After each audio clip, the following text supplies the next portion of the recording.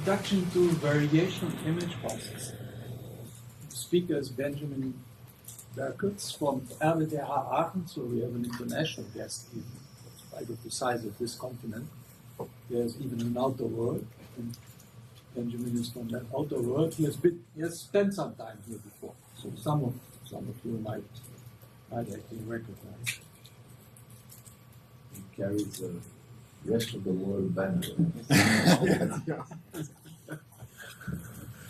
Well, he's an important figure in what's called the Excellence Initiative in Aachen, where this graduate school grew up.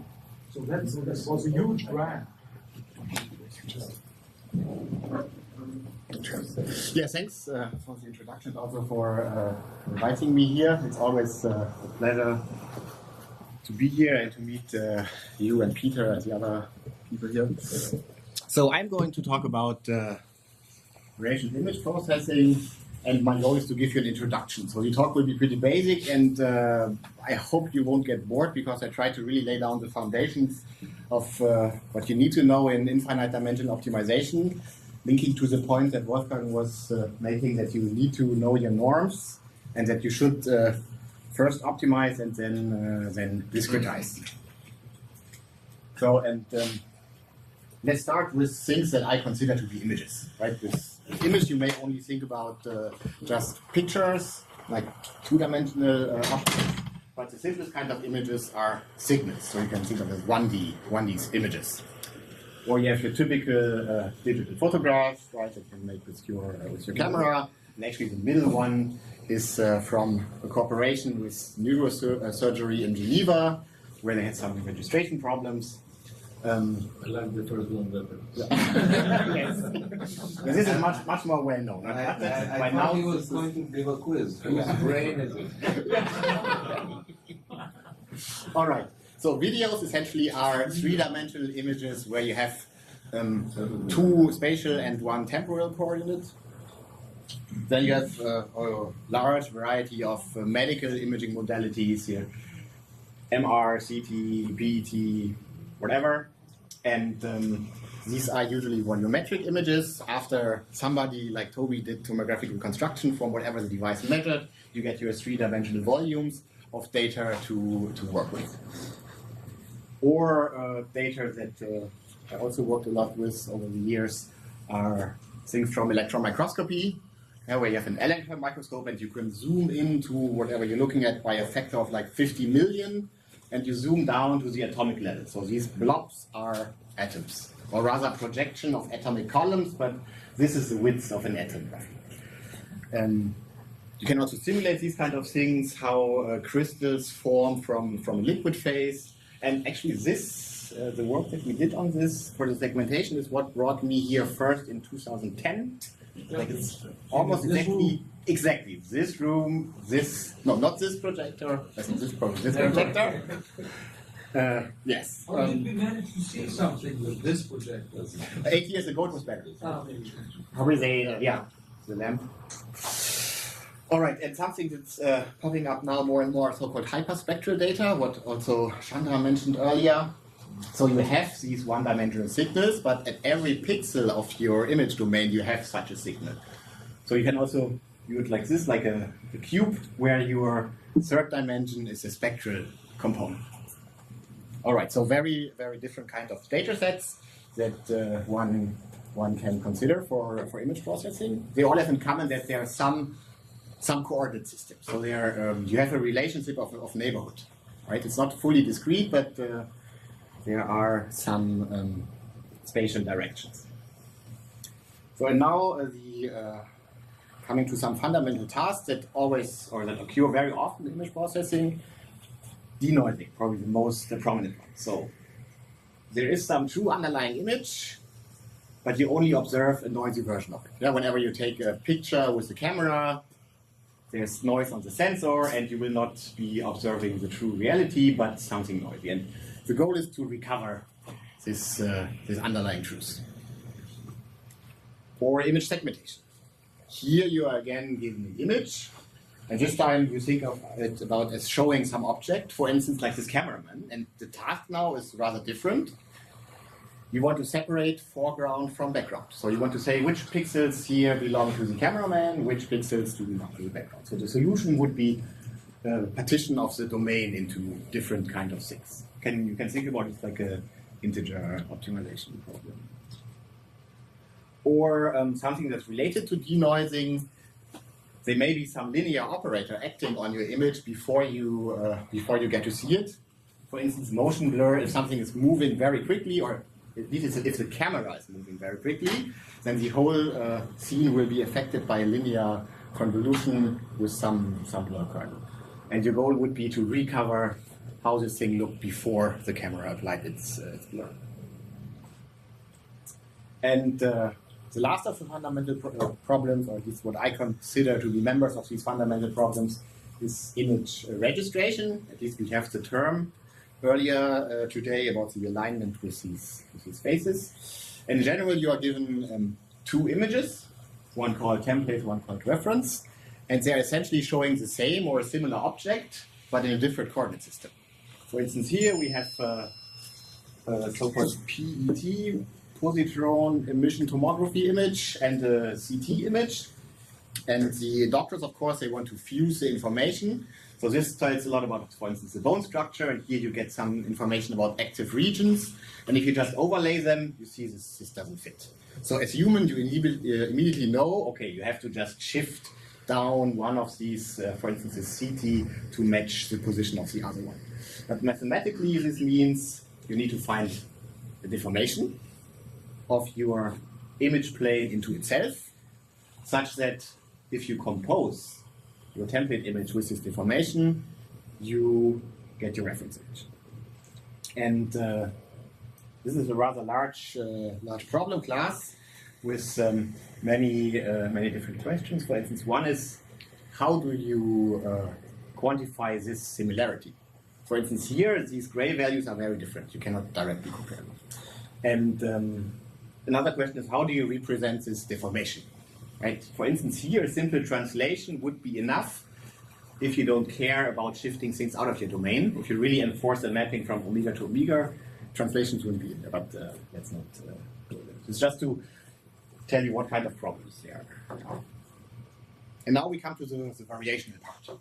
So this is at least my view of these things, how you come about with these formulations. So it's rather simple. So you have a task, and you rephrase it as conditions on your solution. And once you have these conditions, you need to find a function that measures how well you fulfill these conditions. And coming back to this registration example, here are two slices through sugar beets, I think. You want to align them. You see the gray values are very comparable, but you need a rather highly nonlinear information, the deformation to bend one of the beads into the shape of the other. So now let's try to formulate this as conditions for what I call a non-parametric, non-rigid deformation. It just essentially means that every point in space is free to move where it needs to go, but you will have to assume some smoothness. So what does this similarity mean? Here it just means you want pixel-wise the gray values to be the same after you do the alignment. And you can also think about this as a forward operator that takes your phi, applies it to your data, and then you can compare it with your other data. And the other condition is that this deformation should be smooth. So that means, for instance, you can phrase it as the derivatives to be smooth. And here just a small technicality. Since the identity mapping is the smoothest thing you can think of, you subtract the identity, just penalize the displacement. Okay, so now we know our conditions, and we can just measure this in some norm. For instance, here we just integrate over all the pixels and compare how well do the gray values agree. And then we integrate again over the domain and just penalize the Frobenius norm of our Jacobian. Right, and now we have some competing conditions, but this is some functional that you want to minimize. Yeah, okay, you can also phrase it like this. You have here your norms, your forward operator, your comparison, and essentially this is like the data term and the regularizer. and you solve your task by finding a minimizer of this guy. So actually, this is they look easy, but technically it's a quite difficult problem because of this concatenation. So this is a highly non-convex problem, and so far I haven't seen any convex relaxation that would guarantee you to get a global minimizer. But there are many efficient algorithms that are good at getting local minimizers, but I don't want to get into this. All right, so this is our typical structure. You have some sum of terms, usually data term plus regularizer. They are competing, that's why you have to weight them. And of course you have to figure out what to weight. Can you say one word more about the first B you introduced? What's that? Which? Yeah, what is that? That's the Jacobian matrix. Yeah. So whenever the function is vector valued, you do not write gradient, but D to indicate the Jacobian. So you could write J if it is your Jacobian. Just all the derivatives, all spatial derivatives of all components put into a matrix. Mm-hmm.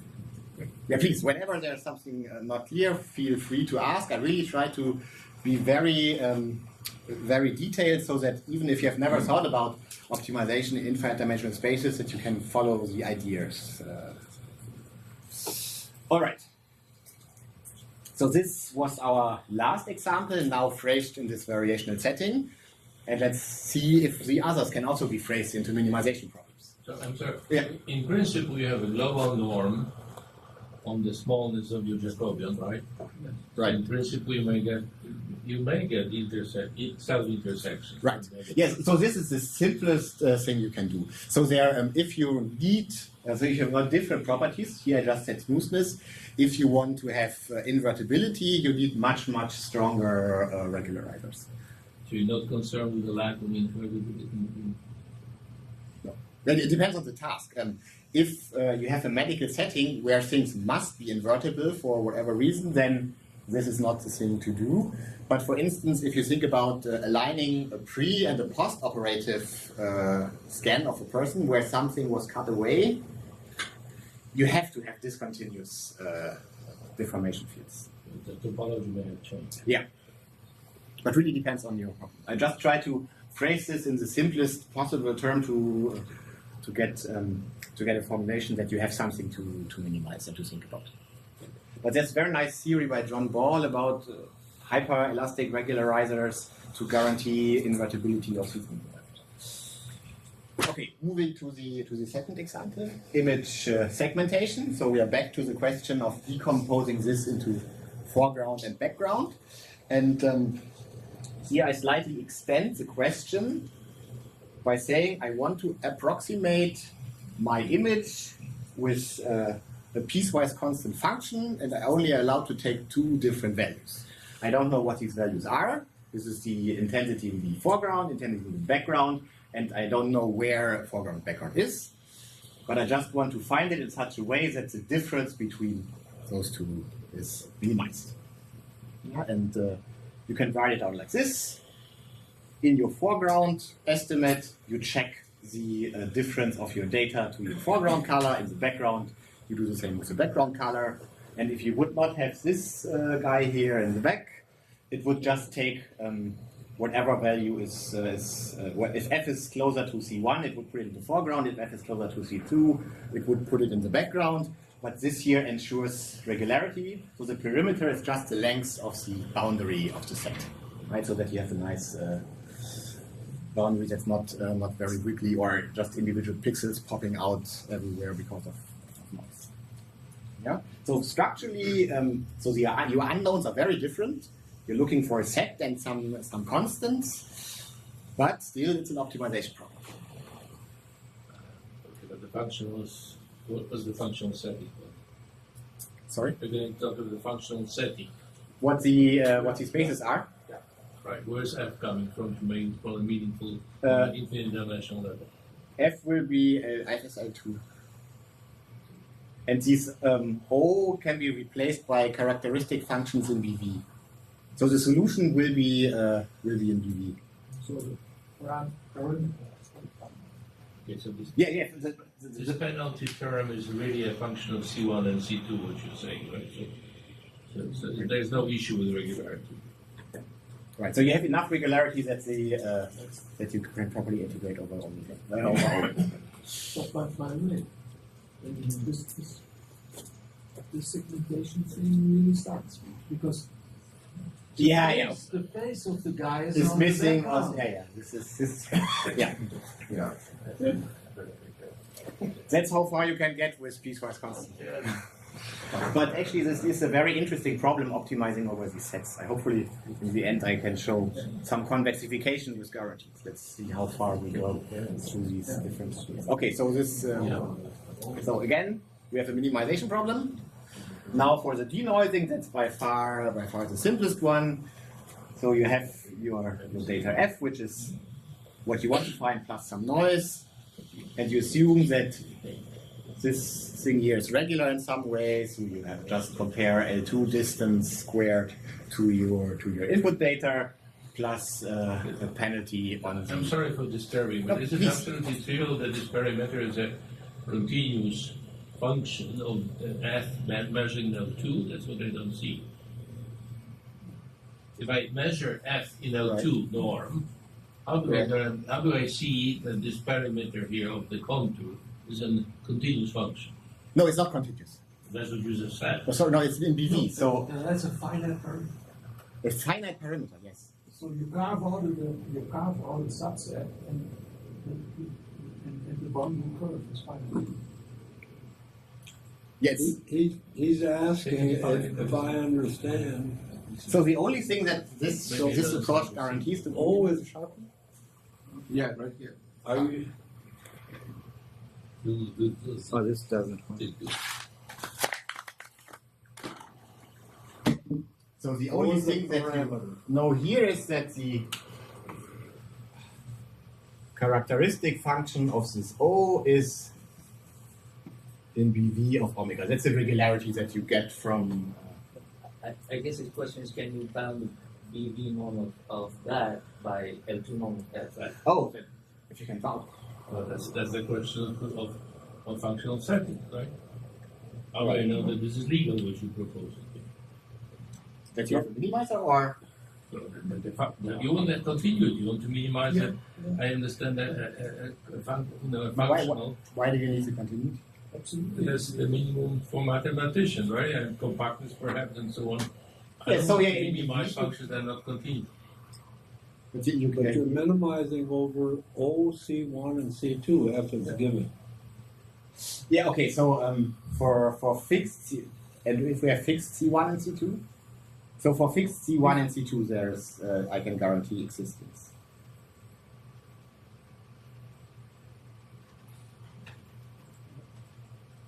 Yeah, but the question has to ask, was because No, I in think the I didn't end get- you want some continuous dependence upon the data of your result, right? Are you asking about like of stability? Yeah, stability. Yeah, no, I am not talking about stability. This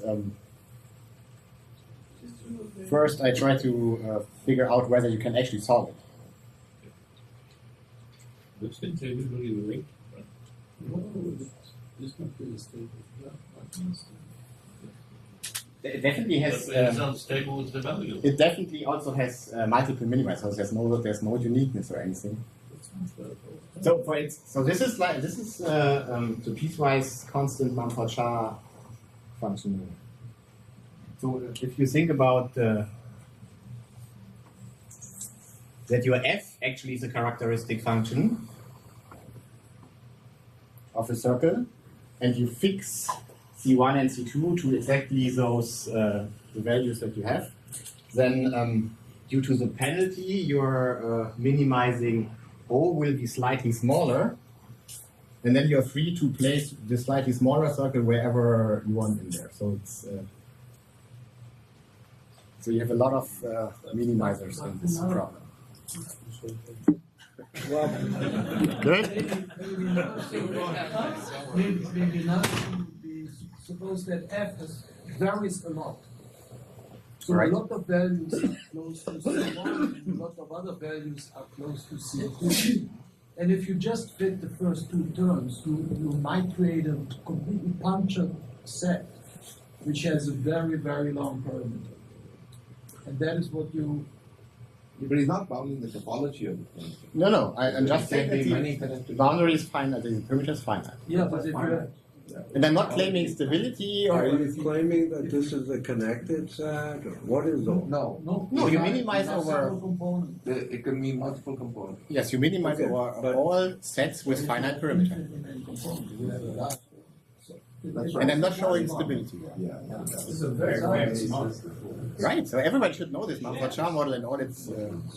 Now, proof, now intimidation sets in, huh? Oh, sorry. I'm shocked by the fact you don't know this. But, so you can prove that there exists A minimizer. a minimizer. So I do not say anything about stability, but I can prove that there is a minimizing set, that there is at least one, right? That I'm not claiming continuous dependence from F, or just that there is a solution of this problem. That's And it's a global minimum. right, but that it exists. Not actually, in this case, you can compute it. Well, it's strange to me because I would think you could No, put down for a fixed, lot of components. for fixed C1 and C2. So the Fix C1 and C2. We but fix do C1 you and fix also the number of possible components? no, So there can never be an infinite number of No, components, but or then there it is? is a finite perimeter. Huh? The finite perimeter. Yeah. So it penalizes the parameter. Yeah, but the host can shrink down to. I don't think you can you have a measurable set. Interesting. get- But I can show you how you. But if you fill the whole domain. We will see at the end how this we can prove Well, minimizer. you should go on, but it's not so obvious. No, I'm not saying that it's obvious that the minimizer exists. Okay. Sorry, I didn't want to bring this message. Right? No, I'm just I guess just the trying other, to the phrase other the setting. question was now if you vary F to C1, C2, and O, vary continuously with F. I don't know. You don't know, you don't care. Right. No, I'm not saying I don't care, but so far I didn't Well, there's investigate. a story about the professor who was lecturing on ignorance and apathy in the student body, and he asked the student, "Which do you think is worse, the ignorance or the apathy?" She said, "I don't know and I don't care." No, I just want to make clear that I cannot answer this stability question. Okay. I will only give you. I invoked a little levity into your lecture. Okay. She should have flipped her answer though. She said, I don't care about the ignorance and I know about that. Okay. Good. This functional looks much nicer. So by the Stan Osher metric, your talk is a good talk. Oh. Because his name is mentioned, right? This. That's his metric for a good talk. If his name is mentioned, it's a good talk. I had to remember that. Yeah. Very famous denoising model where you combine an L2 data term with the total variation. But I will later show how this needs to be phrased exactly to get a proper space. Okay. Yeah, and finally, this deconvolution blurring is just the very similar, except that you stick also into an A here. Okay, but let's understand that these are not God-given problems. You have created these Right. This is my way. minimization problems. This is that my you yes. think matches This the is my way application. of modeling. Yeah. I'm not claiming that it's. Somebody else Actually, these can are come very along. classical ways to model Yeah. these problems. These are more. It's more to motivate that you want to know if there are minimizers. Okay. Reduce your image processing to a minimization problem, and then you want to know whether minimizers exist. Exactly. So actually, I wasn't intending to provoke just by the formulation of these problems, because I think about them too often. Because to me they look very natural, but you're completely right with the It's a mindset. right. For example, with your denoising, if you switch to wavelet-based representation of images, you would replace that BV norm by a Bessoff norm, and then you would get soft threshold as the solution of the waiver coefficient. Right, which you can compute much easier than Which is easier than all this this. guy, yeah. But the images aren't quite as good looking. But this also They has aren't as crisp around the. fair share of problems. Yeah. But this has also problems with staircasing. Yeah, here you have staircasing. Yeah. Okay.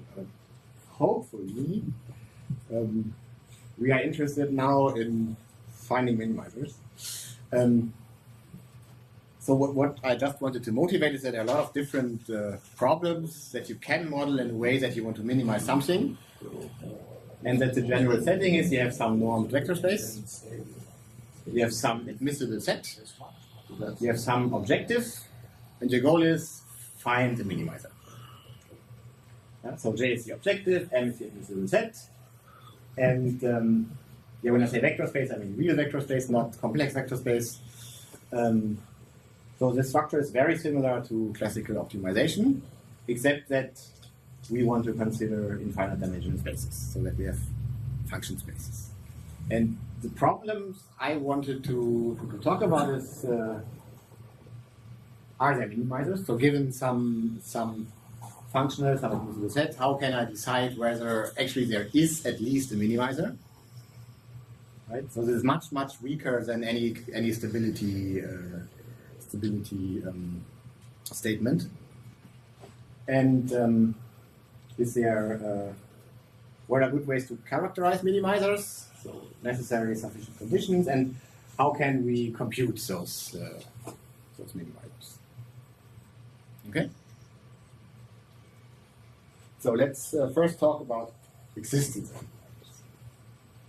So I'm pretty sure everybody has probably seen that if you have a continuous function on a compact set that maps to R, you know that there is a minimizer, right? That the minimum and maximum is attained. But I now try to phrase this in a more general setting to see what are the ingredients that would be helpful to guarantee that there is a minimizer in the space that I'm looking at for the function of the additional set that I'm given. And okay, the first thing that you need to assume is that your function is bounded from below, right? Because if it would be unbounded, there would be there couldn't be any minimizer. And okay, even if it is bounded, one sees that it's not sufficient to have bound from below. For instance, e to the x on R does not have a minimizer. Right? Just very simple example. So, but what the fact that you have a lower bound gives you is that you can take a minimizing sequence, so a sequence of points in your space that converges to this infimum. Right? And then the idea of the direct method in the calculus of variation is as follows. So you first take this minimizing sequence, and then you have somehow to construct a subsequence that converges in your space with the suitable notion of convergence, right, to some extent. And if you combine this with lower semi-continuity of your functional, you will get. So probably I should briefly sketch what this lower semi-continuity is. So it means that functional values do not jump down. So think about simple 1D, a function with a jump. This condition means that at the point of the jump, the value is down here. Right? So it's here it's open. Yeah, that's the only thing. At the discontinuous points, you want to have this. Yeah, and if this is true, then you can conclude that this limit of your convergent subsequence is actually a minimizer. Okay, let's just put everything together that we have. So we constructed our minimizing sequence exactly in this way, that it is converging to the infimum. We go to the subsequence, so it also converges to the same point. This is the same as the lim inf. And now we plug in the lower semi-continuity, we get our value at j of x star, and this, of course, is bigger or equal to the infimum. And so all of the, since on the left-hand side and the right-hand side we have the same value, all of these inequalities have to be equalities, and that means that we have a minimizer. But the problem is finding these things and proving these properties of your objective. Right? And let's look to start simple at the situation in 1D. So this is a very simple discretization of this RF model. So you just have the integral by a simple sum of squares, and the total variation is simply approximated by forward differences. So just very naive, simple discretization. Your admissible set is the whole Rn. And of course, this is bounded from below by 0, so you get your minimizing sequence. Then you can just do some quick calculations. So you start with the norm of your x, you do some triangle inequality trick just to bound the norm of x by the value of your function level. Right? And here you can see this, in this case it works, and that means that I can bound the norm on points on my sequence, on my minimizing sequence, in terms of my functional value plus some constants and with some powers. And since my minimizing sequence converges, is bounded, so the whole thing is bounded. That means we have a bounded subsequence, bounded sequence in Rn, and bounded sequences in Rn have convergent subsequences, since closed bounded sets in Rn are compact. Right? So I'm confused. It seems you have two uses of n here. One as a generating a sequence of points, and the other is the dimension that little n is fixed. This should be. Oh yeah, we should better put this. Oh yeah, you're right. Capital Yeah, N or yeah. Please think of this as a. Oh yeah, this should be Capital D N. or K here. Yeah, these are. Okay. I have to fix it. But it's known from the context. Oh, No, but n changes at every line. Is that the oh no, better. No, no. Absolutely right. Okay, and this simple function is continuous, so it's also lower semi-continuous, so we can just apply what I just introduced one slide before, and we know that this simple function has a minimizer. Of course, in this setting with the continuity and in Rn, we could just have applied our normal approach of knowing that continuous functions on compact sets attain there. But this kind of structure is something that you can apply also in infinite dimensional spaces. But let's look at the ingredients that we had. So one important thing is that we could bound the norm of our points in terms of the objective we are trying to optimize. And this is called coercivity. So there are different ways to define coercivity. This is one with a certain growth. So it just says that if the norm of your argument gets big, also the value of your function. It's just a growth condition.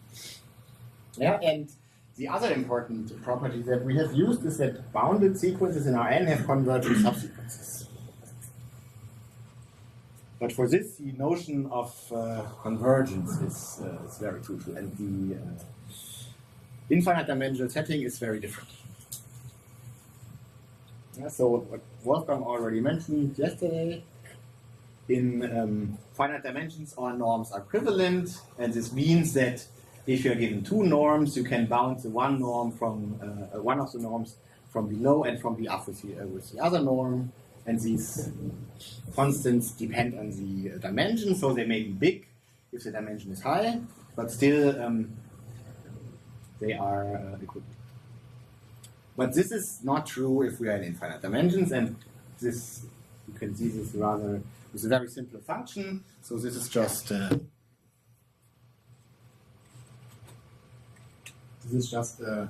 like a head function, 0, 1, and 1 over n, it has the height 1. And if you increase n, it just gets smaller and smaller, but the height always stays 1.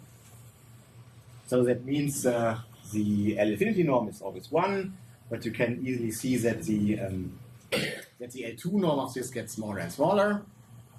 And then you can assume that the norms would be equivalent and get a contradiction if you just plug in this estimate. Yeah, except you have this norm is 1, you just have to then plug in here the assumed norm equivalence.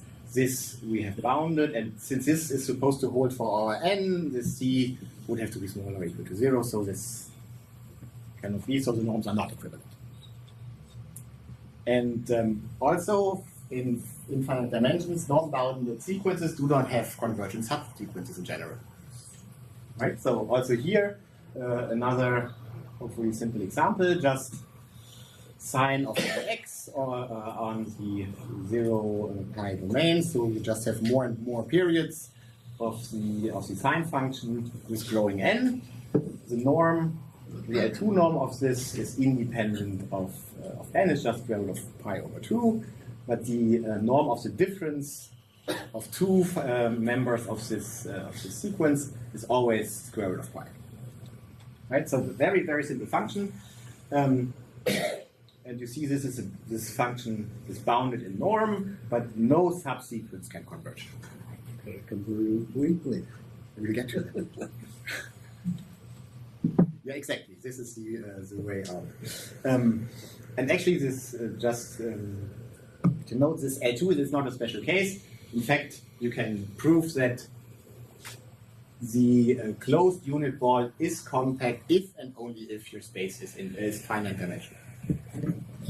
Right? I think one side of the equality is usually done in the analysis lectures, and the other one in the function. Okay, and the problem is that norm convergence is too restrictive, and we need to weaken, like Ron already said. Yeah, just to get down the definition. So we have seen the dual space put to good use in the other talks.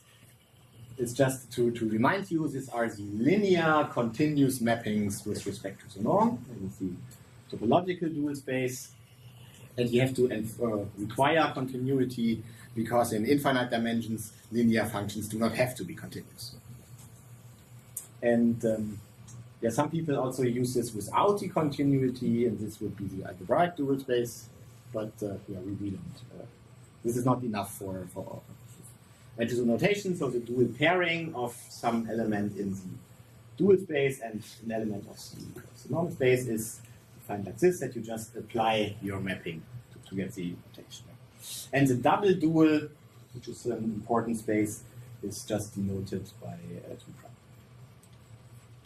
Okay, and then just straightforward things. Do you make a vector space out of your dual space by just defining addition and multiplication for mappings, and then you introduce your operator norm, which is the norm on the dual space, and the completeness of R gives you the completeness of the dual space. So we know that our dual space is a nice Banach space. And you have this inequality that you can bound the dual pairing by the product of the norms of your mapping. And this you can see this rather easily. Okay. So now we can introduce weak convergence. So instead of requiring to the norm converge, we just say, okay, a sequence converges weakly if whatever linear continuous mapping I take, the evaluation converges. Right? So this is now convergence in R, but you have to require it for all the elements of the dual space. And you can do the symmetric equivalent of this for elements of the dual space. You get weak star convergence. And now you transfer all the notions that you had from convergence to reconvergence, so that like weakly sequentially compact sets are those where sequences contain a weakly convergent subsequence. And now something is called weakly lower semi-continuous if it fulfills the same inequality that I introduced before, just for weakly Sequentially. weakly C. Yes. Sequentially. It's not the first. It's not the first count of the space. It may not be a sequential space. So you have to always emphasize you're working within the real sequences. Oh, all right. Yes. Yeah. Okay. Yeah. Yeah. Repeat. Yes. Yeah. Yeah. Yeah. Yeah. Yeah. So when I say weakly, I mean the sequential way. Yeah. Good point. Right. Yeah, and you can also see directly that strong convergence implies weak convergence. Right here we have, if we look at strongly convergent sequence, check the what happens if we evaluate. We can use this inequality I just showed you, and see since this converges, we know that also the evaluation converges. Same for the weak star convergence. And for continuity, this is the other way around. Weak continuity is stronger than strong continuity because it has to fulfill this property for more sequences, because there are more weakly convergent sequences than strongly convergent. Yeah, and you can also show that these weakly converging sequences are bounded. This requires Banach-Steinhaus, and the limits are unique. Okay, now going back and what Ron already said, the sign of nx converges weakly to 0. Yeah, actually show these oscillations just all cancel out essentially. And you can show this by making use of Riesz representation theorem. So L2's dual norm is isomorphic to L2. So you just have to show that this integral converges. So for all, like this takes the role of all the elements in dual space, and you can just do this in 2 steps. Probably I just go over this. Yeah, you first show it for step functions, just simple integration, and then you, with some approximation argument that the step functions are dense in L2, you extend this. Okay. So we have a bounded sequence that doesn't converge strongly, but converges weakly. So this notion is less restrictive. And now we have to return to the question that we were given a bounded sequence, hopefully, and we want to find something that's a subsequence that is converging in some sense. So the question is, when do bounded sequences have weakly converging subsequences? And for this, we have to look at the following method, mapping from X to its double dual. Yeah, and you can just define it as follows by going back to the normal dual space. And you can show that this is linear and isometric. And if it is also surjective, this is not clear, then the space is called reflexive. And the nice thing about reflexive spaces is that the closed unit ball is weakly sequentially compact. These are nice spaces where you would where you can work on for the existence. Hilbert spaces are all reflexive, and also the Sobolev spaces are reflexive as long as this P is not 1 and infinity. And also something that you always or often need when working with Sobolev spaces is Relic's theorem. Weak convergence in HM already implies strong convergence in HM-1.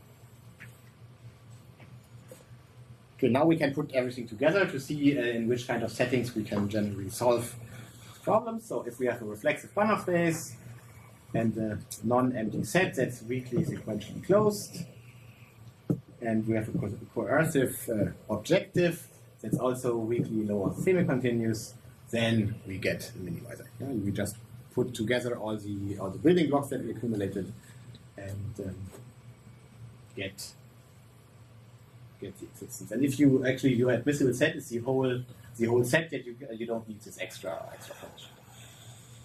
Okay. So and now we can apply this to a simpler function. So here, instead of the 1 norm for the RF, I put the 2 norm to have for now a reflexive space. Yeah, you can see this function is coercive with the same estimation that we did before. Yeah, and you just need to put together the two parts of the Sobolev norm, 1 norm and 2 norm, and find them in the different parts. So this is used to bound the L2 part. This is used to bound the weak derivative part. Yeah, so you get coercivity, and for the weak lower semi-continuity, this is a little more difficult. Here we phrase the following setting. So you can think of this as just being one integrand that depends on x, on y, and on gradient of y. So you have this structure where c takes the place of gradient y. And if you assume this to be continuous, bounded from below, and convex and differentiable in the gradient component, then the integral here is weakly lower semi-continuous. Yeah? And the trick is that you use the convexity to split this gradient from the other part to get some control when you have you go from these weakly convergence sequences to strongly convergent. So F, what is F in this case? Not an image. Oh yeah, this. Oh yeah, probably I should have not called this F. This is the integrand that you get here. So it would be f of x, y, and gradient y would be g of x minus y of x plus norm gradient y. Right, just the integrand. Oh yeah, you're right. Yeah, a different letter would be. Yeah, a different letter would have been. Yeah, good point. All right, this gives us existence because we get the lower semi-continuity, we have it coercive, and the space is reflexive, so all is nice, and we know that there's. But you could have kept BV there, right? Could be- Right, absolutely. It's even Yeah, better to BV have is a PV. dual Yeah, exactly. of P, and so, but anyway, okay. Right, yeah, I You'll was. get to that, I guess. All right, yes. You will get to that point, or not? Okay. Probably it's too introductory. No, I just wondered why you went from No, BV to because that it's easier. Sobolev norm Because I think and the now- reflexive setting is easier. Okay. So we now know that we can solve this problem, and we know that the solution is in H1. And the same machinery, which is also one of the reasons why I did this first here, can be applied to this registration function, because the situation is very similar. Here it's convex in the gradient. It's just a vector valued version, and here we just need continuity. So for continuous images, you can apply the same machinery, except for the coercivity, you have to be a little more careful, because you bound the gradient part, but you cannot directly bound the L2 part, so you have to restrict the admissible set. Like you don't allow your images to be moved by more than the diameter of your domain. But because here this concatenation prevents you from bounding this phi directly. What do you mean by continuous? That's the image here. So for applying the theory from before, the image has to be continuous, which is pretty strong. So you express your image in some basis? This is no, it's supposed to be a continuous function. He takes it as a function on 0, 1 squared. Yeah. Right. Takes it Yeah, this is, image as a function. So two for variables. we will drop this now for the denoising problem to In real world. the regularity to L2, but here controlling this concatenation either requires regularity here or regularity here. So with this regularizer, there's no chance to do anything if this here is not continuous. So you have compact embedding into, right, not on L2, but something stronger. this H1 minus epsilon. Right? For the expense of introducing epsilon. And couldn't you relax somehow conditions for G sub T? Because it's still Without going, because this will get more than H1. Because you have ready, right? So you have weak continuity of the penalty term implies the continuity in L2. If the first guy is continuous, right? There's an L2 function of T. Right. But you also have compact embedding into something better than L2.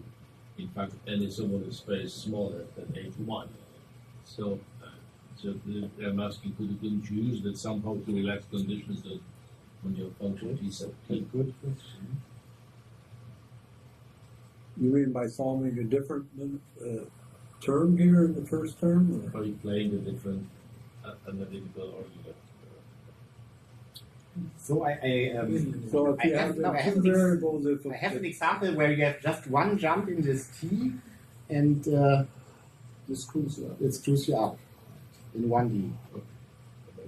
Maybe the answer is no. well, the Sobolev embedding theorem says you want to have it continuous. I mean, you want to know. I guess it's related to the Sobolev embedding theorem, which says that H1 of L2 is embedded into C, roughly, into L infinity, anyway. H1, concatenation of H1 and L2 functions. Well, you are concatenating Yeah, this something potentially rough. You are applying something potentially rough to something smooth. Yeah. Your phi is in H1. Yes, phi is an H1. So phi is in one. So in H1 two dimensions, not necessarily continuous. Yeah, only in one. Is that what is hurting you?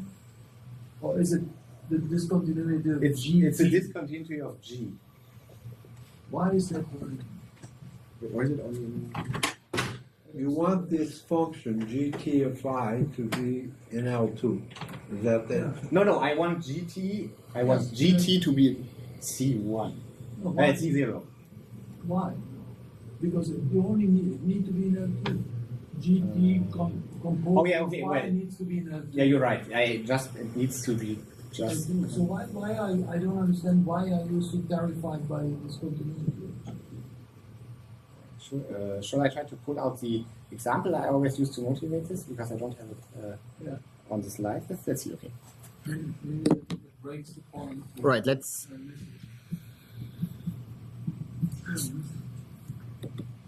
What was... I mean, of course, it's always when you compose functions, there's always a regularity issue in doing this. I thought if the interior guy is regular, then Right, let's see. yeah.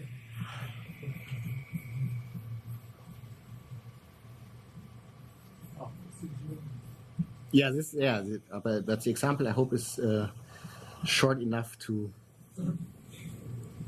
endure. But I can, of course, explain in English. Where do we have this?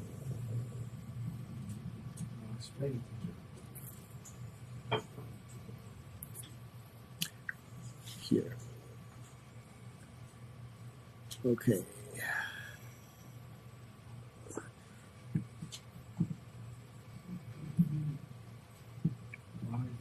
Can we? You can use your German to read, right?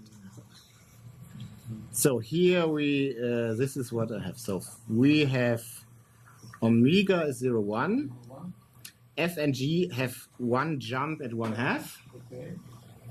Phi n is 1. So this was this was concentrated. Gets steeper and steeper.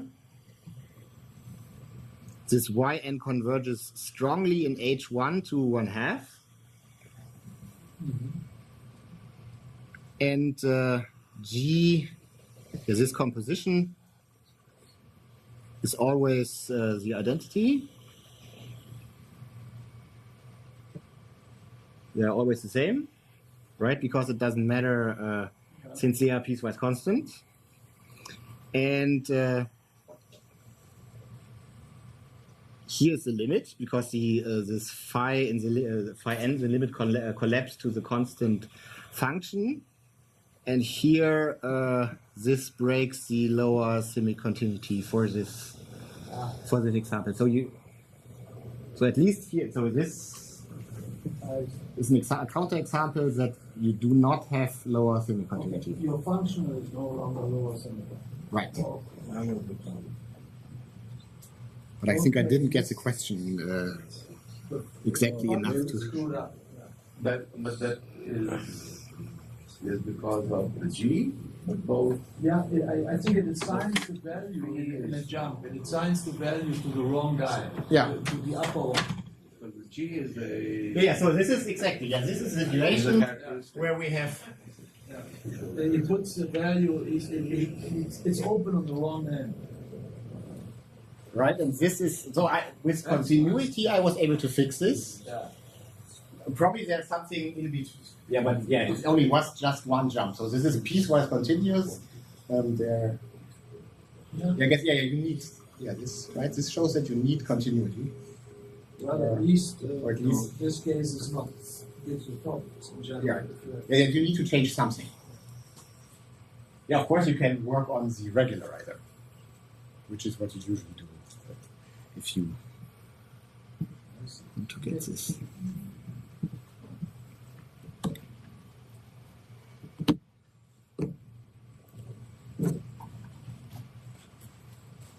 Okay. Yeah. So you're missing a sufficient condition for the existence of a minimizer. Yes. That's really what they say. Yes, exactly. Do you know an alternative way to still show? Okay, good. Okay.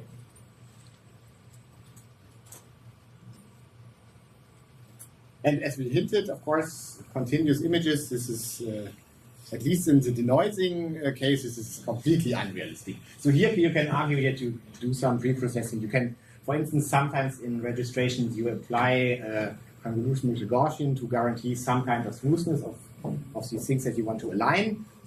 Since those are fixed, this is at least a way to argue why they are continuous. But for denoising, you have no excuse to say that the data that you are that you want to smooth is always smooth.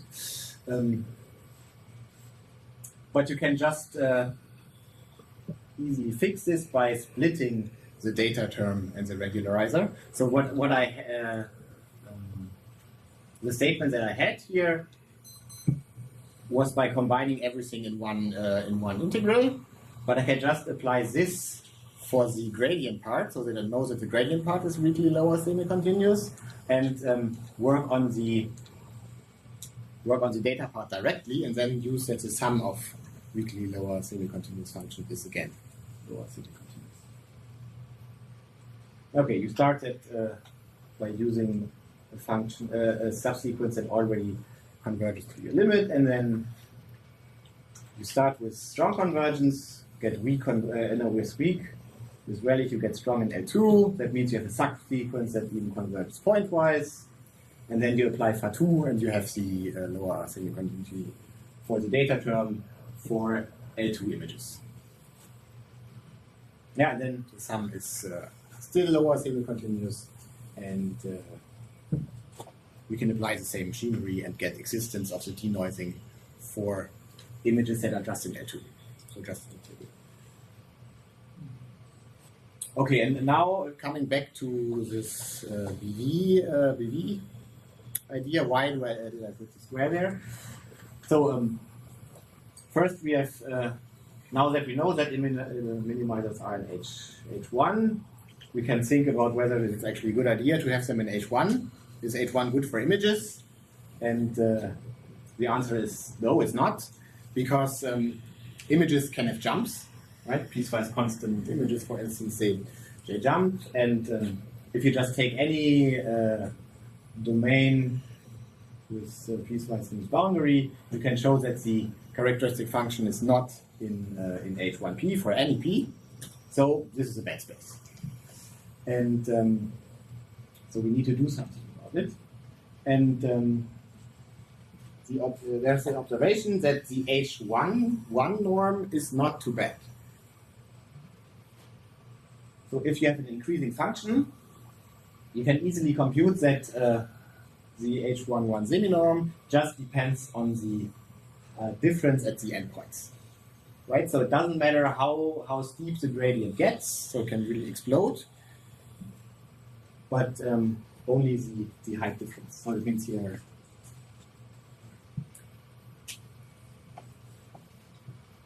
If you have this, or however steep you do this, as long as it's increasing, the H11 semi-norm doesn't change. So that means that you can approximate. But then this H11 is, I think, the Darwin case. Right? H11? We would use W1 W1. of L1 for SOPA. You would use that? H is used when you're on the L2 scale. This is for Hilbert space. Okay, The so notation for if you are not in the Hilbert space setting, you would use W. W1 I of just L1. always remember this paper, H equals W. So you think W is a more common notation? Okay. Yeah, H1 means nothing to me. Okay, so then but W11. Oh, yes. Okay.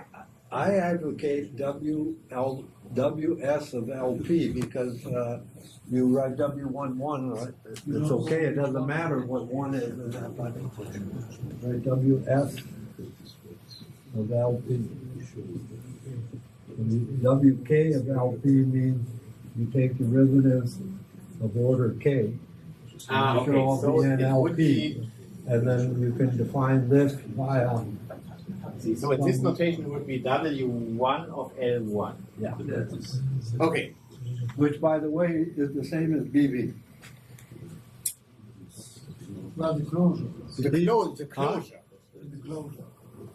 No, includes W1, oh, no, it's not the, W1 of L1 is BV, yeah. Because he's assumed here But you need to that, That's a strict subspace. you need the closure, don't you? W11 doesn't contain measurements. huh? Yeah. So this doesn't have a weak No, limit. it's the integral of measures. I think it's the same as BV. One of L1. No, I'm sorry, no. You need the Bessel. closure. The Yeah, closure. the Bessel. Yeah. W- But The the best lip one, let me say it this way, lip one of L1. Yeah. But what is W1 of L1? The gradient Almost is the in same L1. as lip one of L1. But the gradient is in L1. I think that is slightly stronger than BV. Because the gradient in BV is not in L1. Right, it's just a measure. BG is lip one of L1. Okay. Do we agree that Absolutely. you need the closure to get BV, or This is in 2D. In 2D is not. or we postpone this to the break? BV is lip one of L1. Yes. But this notation hopefully But applies to W1 W1 of L1. But W1 is a slightly smaller. Yeah, because you're requiring some sort of smoothness. Yeah. Yes, the Okay, weak I derivatives. Okay? Yeah. Yeah. Okay.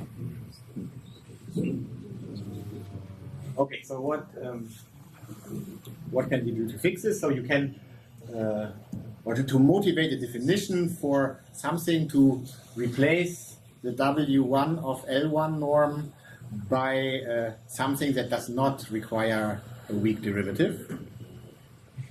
Right, because here I have to integrate over the weak derivative, which I may not have. And the idea would be to somehow get away, remove the derivative from this, this y. And for this, I first need to get rid of the absolute value. And the absolute value can just be replaced by a supremum of unit length vectors. And that means if I plug this into this integral that we have seen in the RF, it's the same as the supremum over these vectors of most length 1 that have the infinity, and then Now you get the BV. yes, this was my motivation to define the BV norm, starting from the observation that this norm is not too bad because many of the papers just write absolute value of the gradient, and but it's the same as the BV norm, right? And the latter only needs that you have y in L1. Yeah, and now I define this as total variation. You get the BV is the space where this is the total variation is finite, and the BV norm is the sum of the norm. Right? That's a good. Yeah, just want to say that here this W1 of L1, the BV sits in between W1 of L1 and L1. It sits very close to the left Very guy close to the- and very far from the right Yes, guy. yeah, but it's not right. And now you can plug in and just compute, for instance, for this thing with one jump. Really, with this supremum definition, you can see that the total variation of a function that has exactly one jump of one I hat 1 is 0. Yeah, and the same for two jumps, jump up, jump down, you just count, and for instance for the circle you get the boundary, where I just up, and in general for a set with piecewise smooth boundary you get the length of the boundary. So this motivated me to define my notable perimeter as the characteristic function. Yeah, and you can look at the regularizer as something that smoothes the boundary of the sublemmages. Okay, so now we want to minimize the other function, and as you already pointed out, this can be done in a very similar way. So this is not reflexive, but you can do something similar. Right, BV is the dual space of a separable Banach space, and in this case, one knows that the closure of the unit ball in the dual is weakly star sequentially compact. And also these now bounded sequences in BV have weakly star converging subsequence, and in particular there's something like relics that you get from weakly star converged BV, strong convergence in L1, same limit, and then you can do all the same stuff as before, and you get that. Yeah. Okay, this is probably a good time for a break. Right, we need to have a break.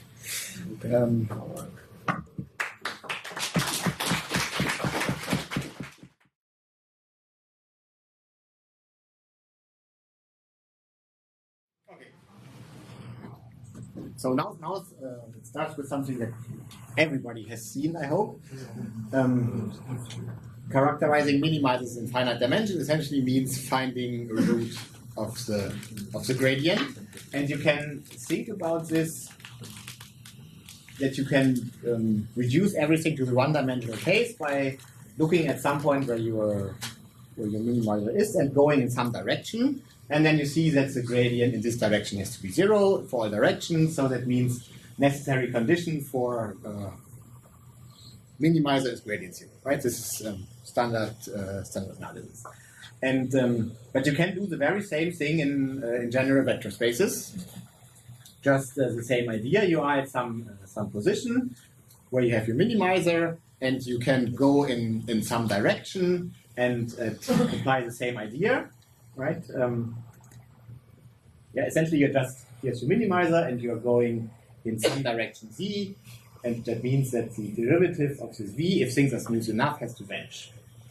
Right? And this is the motivation to extend the notion of the gradient to vector spaces, to the Gateau derivative.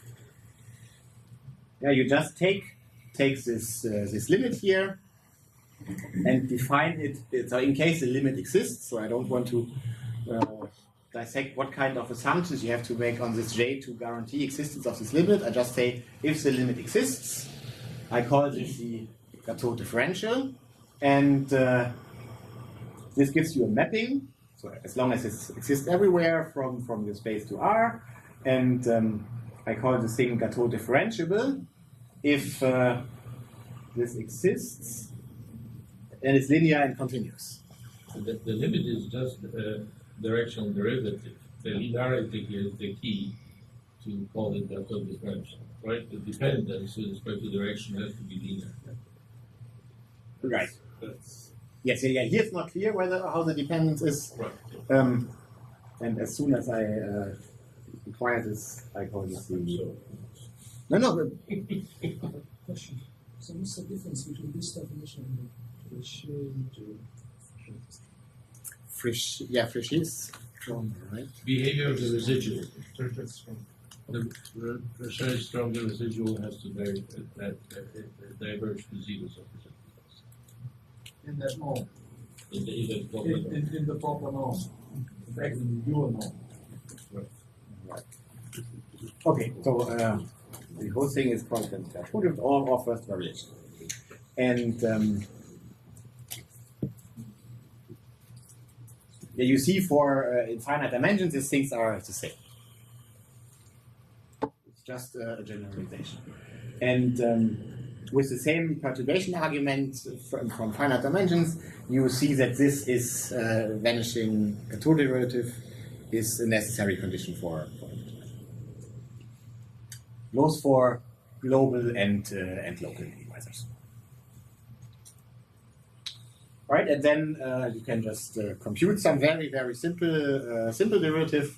Here you can even be lazy and do this by expansion and avoid the chain rule and see that the derivative of this the square norm is like so the 1/2 gets cancelled with the 2 and it's just the L2 scalar product. Yeah, just straightforward computation. And so here we see, and this goes back to what you were asking, this is linear in Z. Does it always have to be the case? It does not. Even in finite dimensions, you can construct simple examples where this fails. Right? So here you get something which where the limit always exists, but it's not continuous and not linear. Yeah, so yes, this square term here and 1 over z is linear, not continuous. So that means we need to require this. And you can do the same thing for the gradient, same computation, and the Gateau derivative of this squared gradient norm is just the scalar product of the gradients. Yeah, and then in 1D with integration by parts, you can see that if the second derivative of your y is 0, you see that all of these directional derivatives have to be 0, and you can ask yourself, is it also the other way around? And going back to the simple denoising model, just to have something as example how we compute this. So we have the derivative, the Gateau derivative, and this a variational problem probably. You can view this as member of a problem class that you want to optimize over an integral over some integrand, and this with this definition, like we used it before for the weak lower semi-continuity, the denoising example is a member of this class, and you want to figure out how to characterize minimizers of this kind of structure. Right, and then you can compute the derivative, just rather simple. We assumed enough regularity that we can switch the derivative and integral, chain rule, and just compute everything to get the derivative. And then you can look at the difference of different positions of your Gateau derivative, and with some estimation, you see that this is also continuous. And so in this case, you have a nice Gateau differentiable functional, and you can work with it. And now we want to take our weak formulation and think about can we condense this into one equation like a PDE. And for this we need two tools. Are you no other? No, okay. Okay, just relax. Good. Just look like pointing. Okay. And for this we need two classical tools. Probably everybody has used.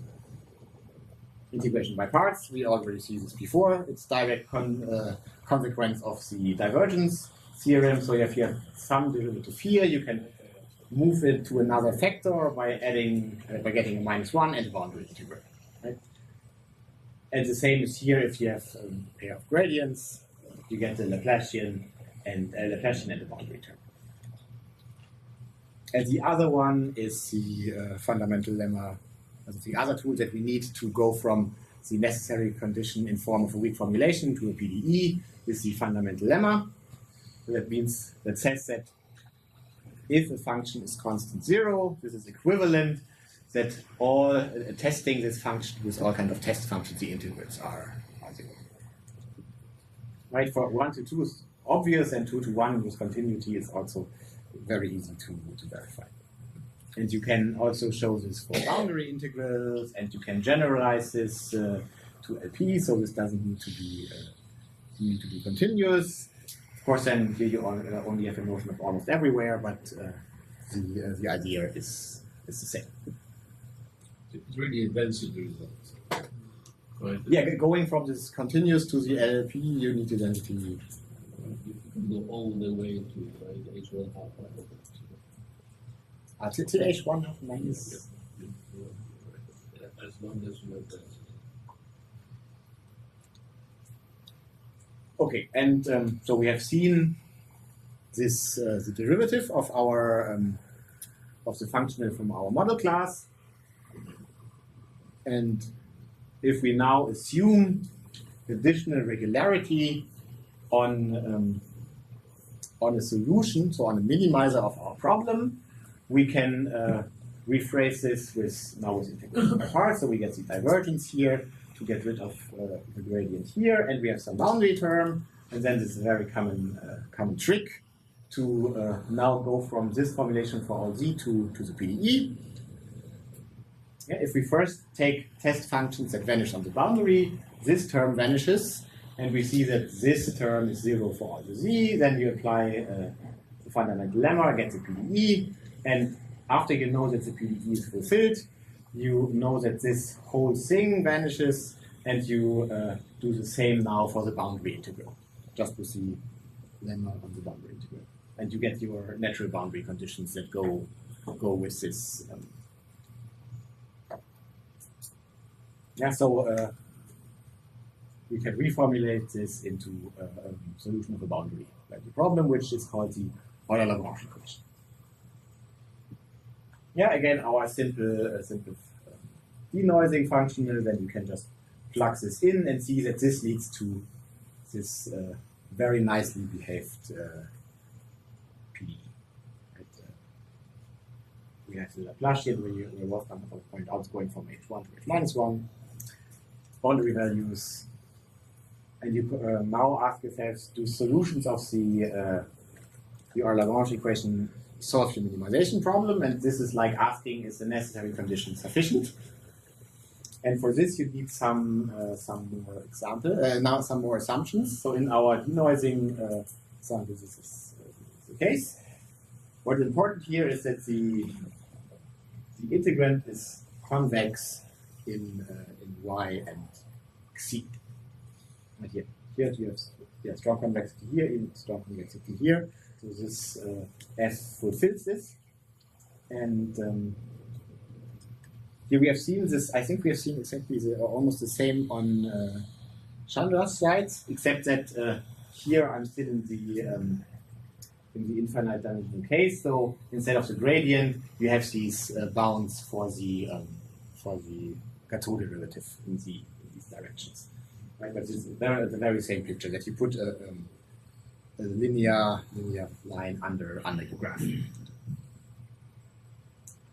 And Now, if you assume that your function is also convex with a vanishing derivative or vanishing Gateau derivative, then it is a minimizer, and you get this immediately from this estimate. You just compare at any position during this estimate with the minimizing position, and since this vanishes here, you get directly that j of y is bigger than j of y star. Right? Yeah, and of course, as we have seen before, this is just the finite dimension expression. Okay, so more about the sufficient conditions. We now require here the convexity in these two arguments and additional regularity, and then you can go back to your functional, apply this convex estimate to get the separation here, integration by parts. You use that the Euler-Lagrange equation is fulfilled, the boundary conditions are fulfilled, and you get that j of y is bigger or equal j of y star. So it's really just using convexity with this about.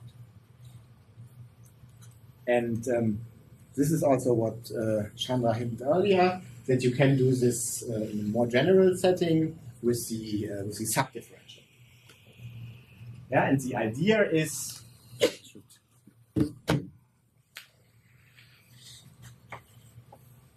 picture, you have some function. It does not have to be differentiable.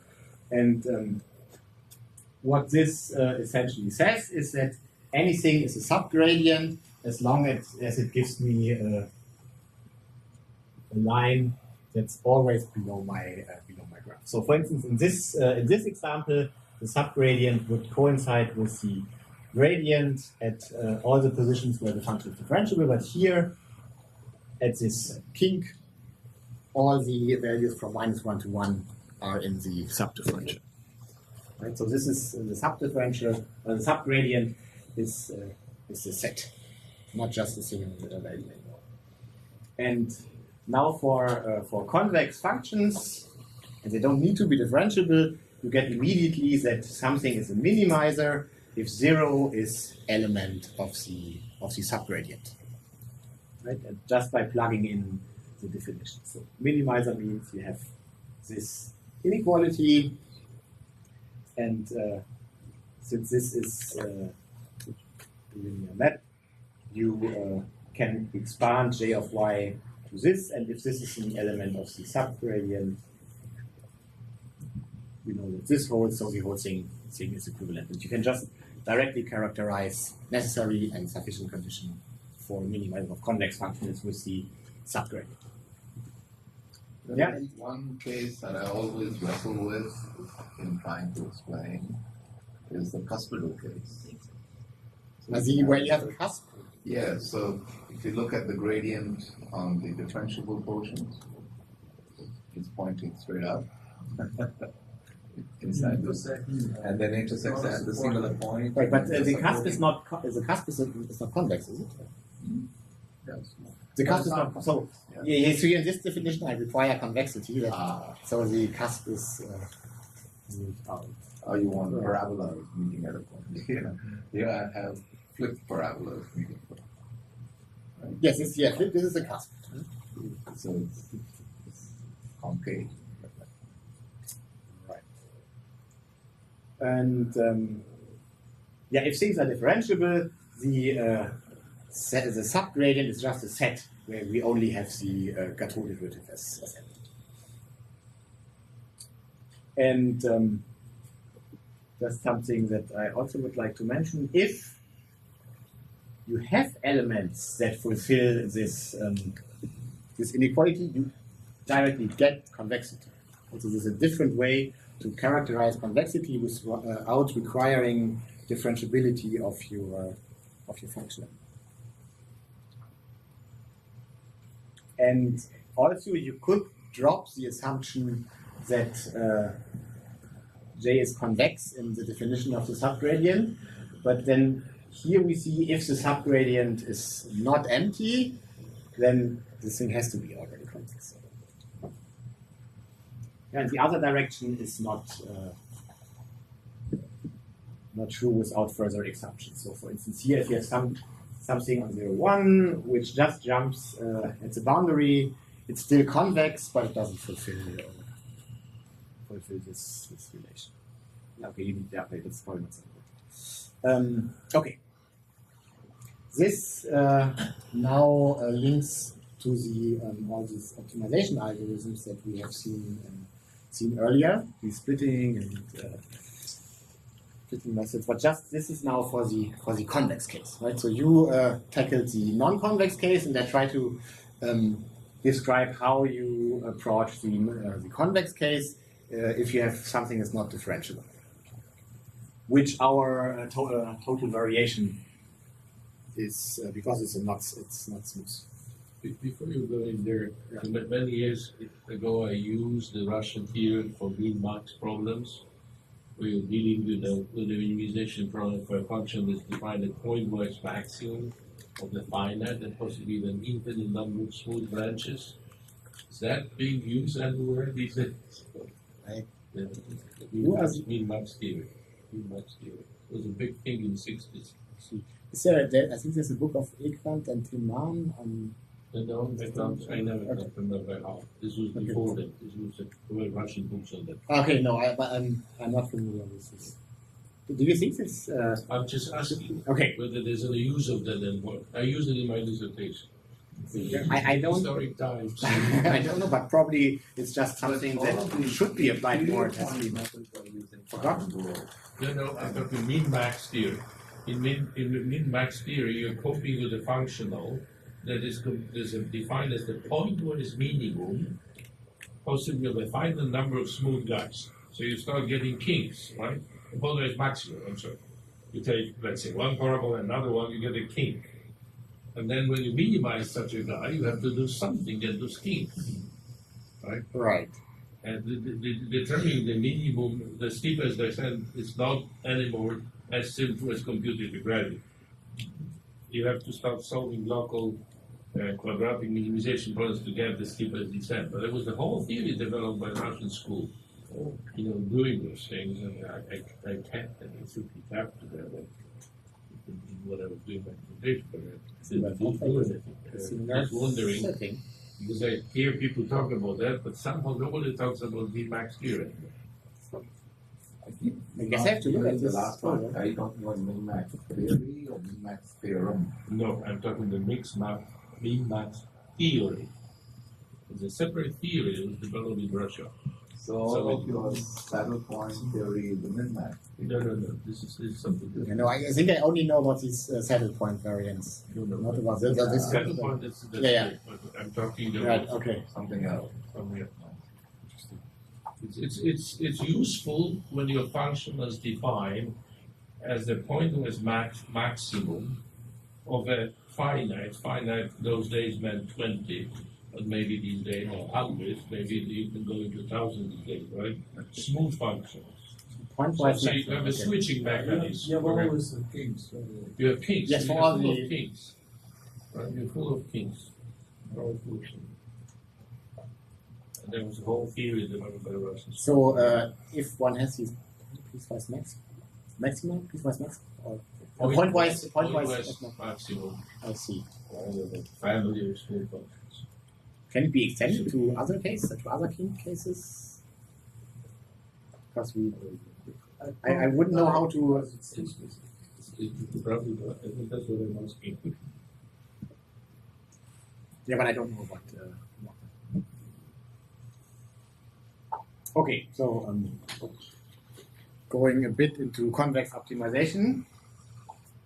To start, just some notation. The domain, or the effective domain, is where my functional is finite. Yeah, so this we allow infinite values here. Then the epigraph is just what's above the graph. So that's what's green on Chandler's slides. This was the epigraph on the and a convex function is called proper if the epigraph is not empty, right? This just means that there's one point with a finite value. Yeah, one point value, and we have a non-vector space. A proper convex functional is called closed if the epigraph is closed. Yeah, just to get the notation. And now we denote the set of closed proper convex functionals on X by gamma 0, and all of these requirements are just made to be that if you have a runner space and you have something that fulfills this convexity assumptions, then it's weakly lower semi-continuous, which we need for the existence of minimizers, and these sub-level sets are weakly sequentially closed. This is exactly what you need for this, just like making the tools ready that we need. And then now we can define the so-called proximal mapping or proximal operator, which is a tool that's now used very much in solving image processing optimization problems. So it's defined as follows. So we are in a reflexive one-half space setting. We have this convex function, closed proper, and so on. And we look at the mapping, minimize our function plus some quadratic penalty. So this strongly regularizes your function, but this is something that moves. So if you start at any position, it's something that should move in the direction of your minimizer. Yeah, and for this to be well defined, there needs to be a unique minimizer of this optimization problem, and this is where we can just apply the direct method. So we know by assumptions that J is weakly lower semi-continuous, norms are also weakly lower semi-continuous with respect to themselves. And so the sum is, this thing is also coercive since it's convex, and convex functions decay at most linearly. And since this is proper, we have a position with a finite value, and we can just use this finite value to look at the corresponding sub-level set, and we know that this is weakly sequentially closed. We can apply the direct method again to get a minimizer on M, and then also on all of X, because on M the values are smaller anyway. So one half is just for elegance, right? It's on the independent. Yes, this is just for elegance, because then the derivative, the 2 will cancel with the 1 half. Yeah. Right. Yeah, and since we have actually strict convexity due to this additional term here on the domain, and the domain is convex, the minimizer is unique. So now I have a well-posed definition for the proximal operator. And let's see what this strange guy can do us, can help us with to optimize or to solve optimization problems that are convex.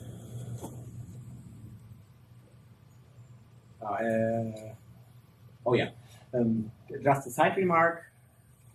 It's not enough to be in this class to have a minimizer. So just the identity in 1D j of x equals x fulfills all these properties but doesn't have a minimizer. So we have the minimizer just for the proximal mapping here, at least as long as we don't assume more than j to be in gamma. Those gamma 0, can you remember? So this was the functions that are convex, closed, and proper.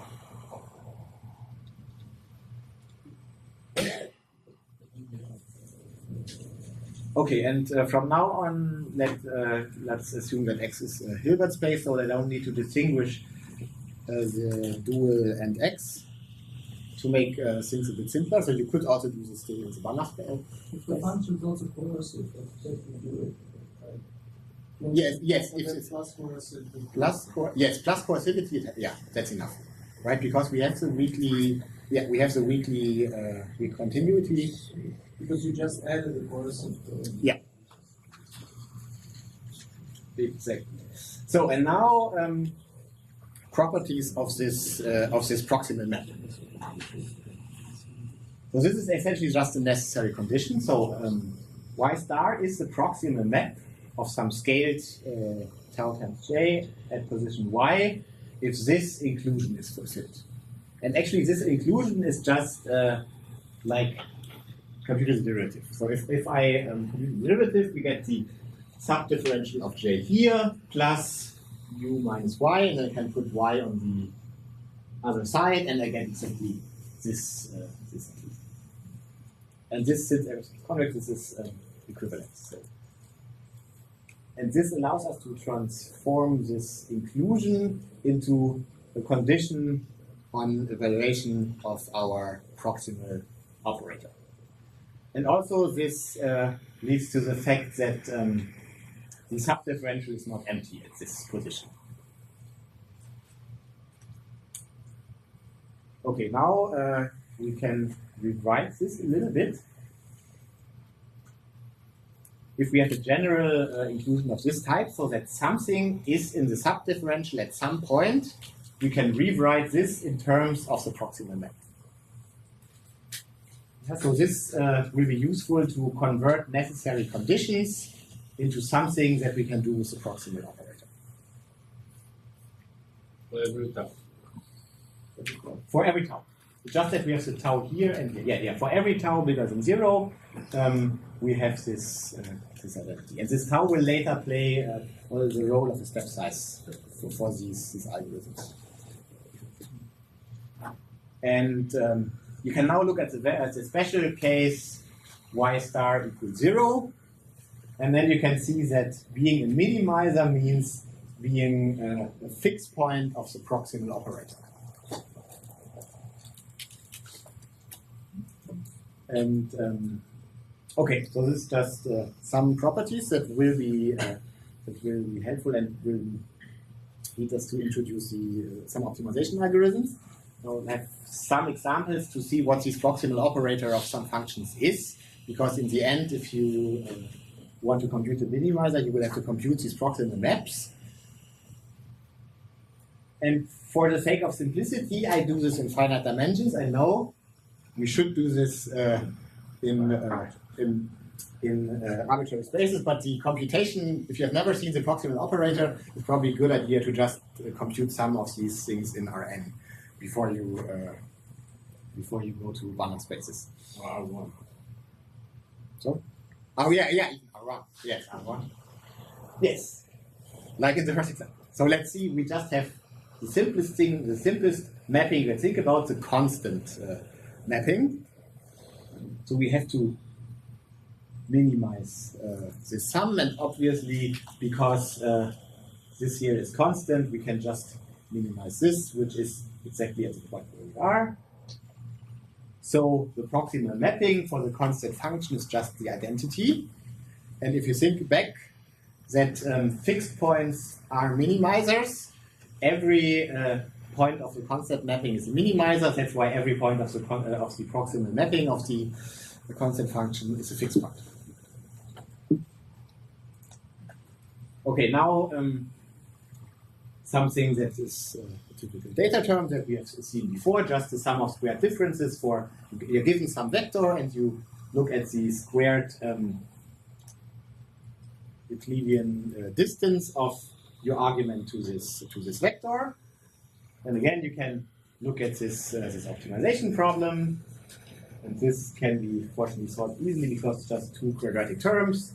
You compute the derivative, look for a root of the derivative. Since this is quadratic, it's equivalent to the minimizer. And now you just have to rewrite this to get this u star on the left-hand side. And this is the proximal operator. So you have to evaluate the proximal operator. Here in this case, you just have to shift your function and divide by some scalar. So something you can easily compute if you need. And another thing, if you have a structure that J can be split into a sum of functions that only always depend on part of the vector, then you can do a pointwise computation of your proximal map, which greatly simplifies. Does the utility of this concept rely, this proximity operator, on the fact that you can compute it analytically? No, but you have to compute it sufficiently efficiently. Right? You will have to compute these often numerically, and Well, this is then the relation with trust. I don't know. So in trust methods, you have to adapt your trust region to your function here because everything is convex. Okay, this is But you will have to know something about the behavior of your operators, like as the operator norm will be needed at some points to bound step sizes. Okay. Yeah, but it's important. One has to keep in mind one has to be able to compute the proximal operator. Otherwise, the whole business doesn't help us.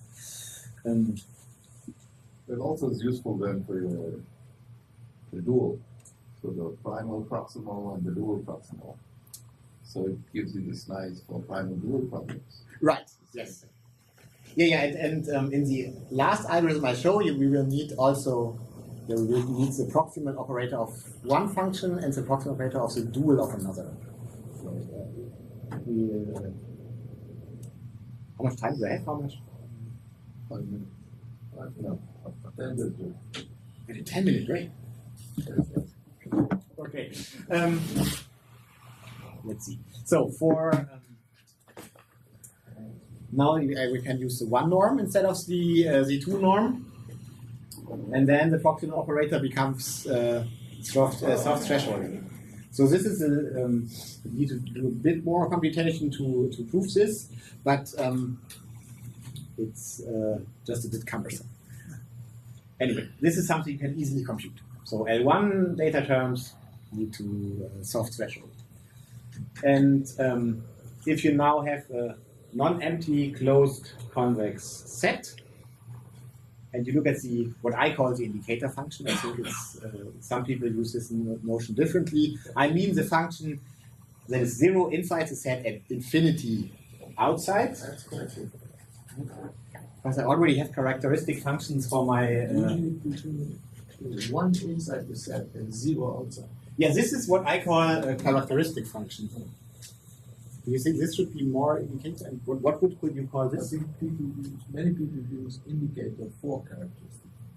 Maybe it's not a step, it's not a unique. Yeah.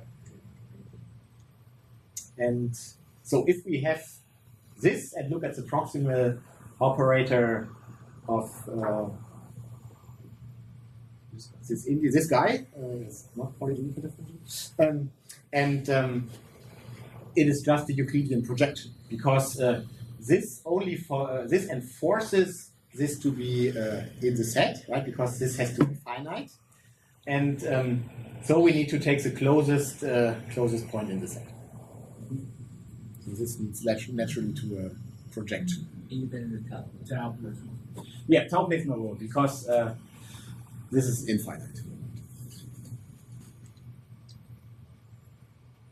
So, and we can look at this from the perspective that finding a minimizer means finding a fixed point of the proximal value. And this motivates the most simple algorithm you can. Next question. The most simple algorithm you can think about, just iterate the proximal value. And if this converges, you have you keep tau fixed. The tau is getting your contraction. No, tau just, so in the end I will show some result for convergence. Tau just needs to be bounded. No matter which, you can choose, yeah, you can just There's always a for fixed. There's always a contraction. That possible then? Because otherwise, this doesn't generally converge. It does. The fixed point. Yeah.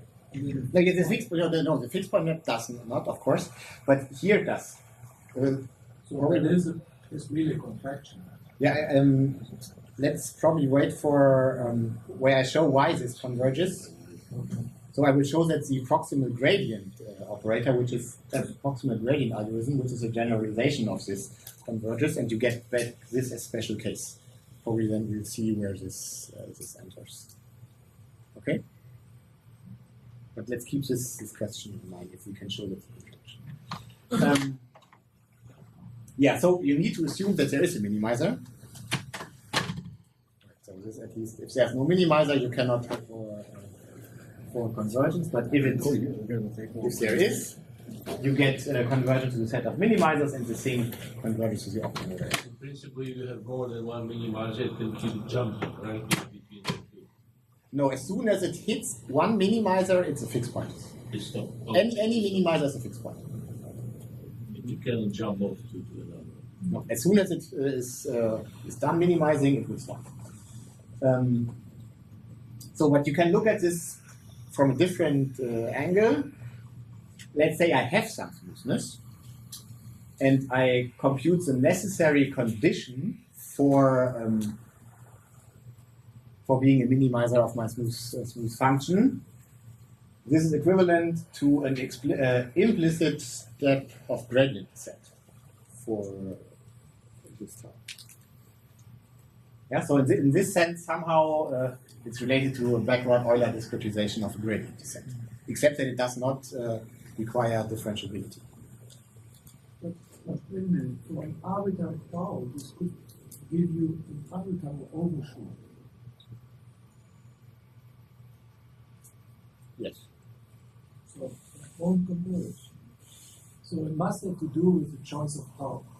But is he looking at Tau is, yeah, probably we'll see, let's wait for the theorem and then we'll see if this makes sense, because there should be no bound on tau. So it will be generalized to different taus for different steps, but they just need to be bounded away from 0 and bounded and have an upper bound. So are you looking at convex? Or? Yeah, convex. This is only convex. Yeah, It's only convex, right? any point. So the Yeah, convex, it does not work without convexity. Right? Everything here is all convex optimization. And why would there be multiple sort of minimizers for the proximal operator for a convex? No, not for the proximal operator. The proximal operator we have seen has a unique minimizer. Yeah. So then the same thing here. So you're saying converges to the set of minimizers. So here, if But let me ask you something else. this is a convex, this is a convex It's function. not strictly convex. Just convex. Yeah, it's not strictly convex. So and if it hits here, it just stops. But eventually, let me ask you something else. This is inherent to finite dimension. No. The guarantees for the convergence, Because your elements whose convergence you are studying and the gradients of the functions have to be in the same space. yes. So this equivalence is just for finite dimensions. So, yeah. No, sorry.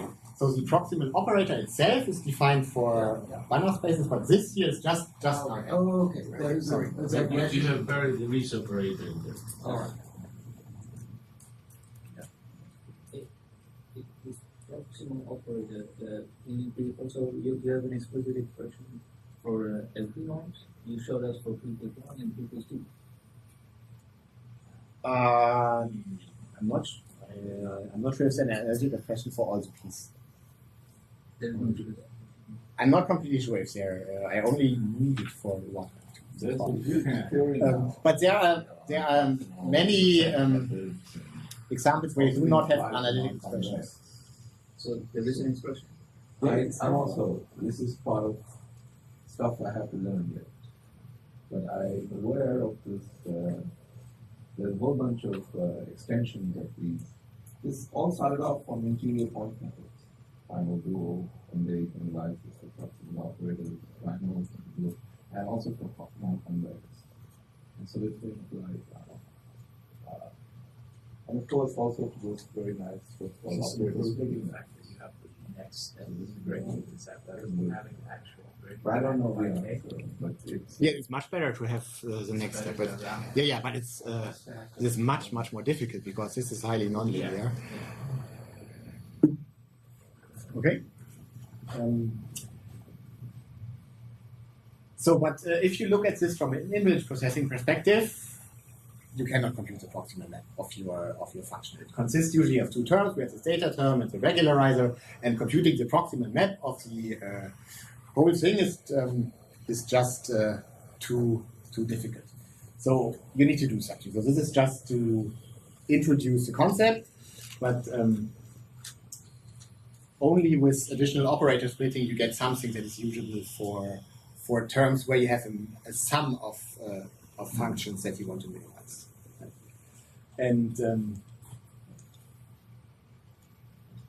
so the simplest, or one rather simple way to split is you say, okay, I have two parts, both are convex, but for one I require additional switches. So that probably I have a discontinuous regularizer, but a continuous data term, or a differentiable data term. And what you can then do is you combine first the gradient descent step in the object where you have a derivative with an proximal step in the thing where you do not have derivative. You can think about this for step sizes, and so far we don't know anything about if this has to converge or not. Right? This is just an intuition. This descent in one, descent in the other, and essentially you can rewrite this a little to formulate when this converges. So with this extra definition, you can think about this as starting from yk and doing a step in this direction. That's really just rewriting to have this more manageable. And this is a forward-backward splitting because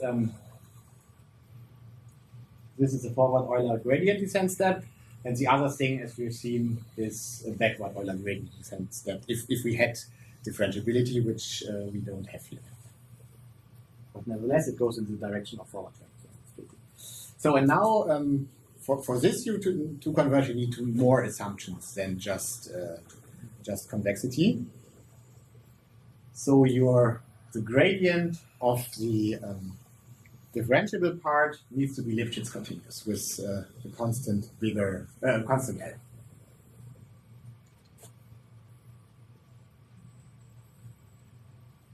And